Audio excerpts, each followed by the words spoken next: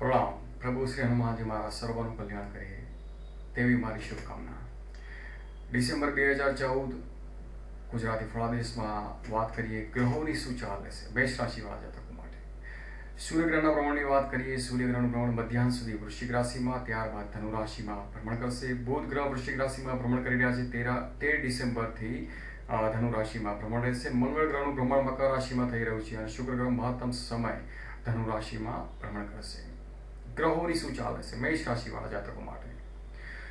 સૂર્યગ્રહનું ભ્રમણ જે મહિનાના મધ્યાહન સુધીનો સમય તમારી હેલ્થ બાબતે અને આર્થિક સમસ્યા ઊભી ન થાય તેની તકેદારી રાખવાની સંકેત આપી રહ્યું છે. મધ્યાહન બાદ સૂર્યગ્રહ તમારા ભાગ્યને બળ આપશે, શ્રદ્ધા અને આત્મવિશ્વાસમાં વધારો કરનાર બનશે. બુધ ગ્રહના ભ્રમણની વાત કરીએ જે 13 ડિસેમ્બર સુધીનો સમય મહત્વપૂર્ણ નિર્ણયો સાચી અને યોગ્ય સલાહથી લેવા ખૂબ જરૂરી જણાય છે. અને 13 ડિસેમ્બર બાદ ધનુ રાશિમાં બુધ ગ્રહનું ભ્રમણ રહેશે જે તમને મિત્ર વર્તુળથી અને પરિવારથી લાભ પ્રાપ્ત કરાવનાર બનશે.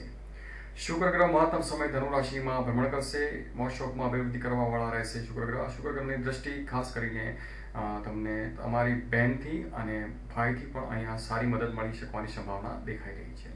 મંગળ ગ્રહ જે મકર રાશિમાં ભ્રમણ કરી રહ્યા છે, ખાસ કરીને આમ મંગળ ગ્રહ તમને કેરિયરથી તમારી કેરિયરનો ગ્રાફ ઊંચો લઈ જનાર બનશે અને મંગળ ગ્રહ પિતાથી સારો લાભ પ્રાપ્ત કરવાના બનશે અને તમારી પોતાની જાગૃતિથી તમે તમારા બિઝનેસમાં અથવા જોબમાં સારો લાભ પ્રાપ્ત કરી શકશો અને તમારી કાર્ય કરવાની ક્ષમતામાં વધારો કરનાર બનશે.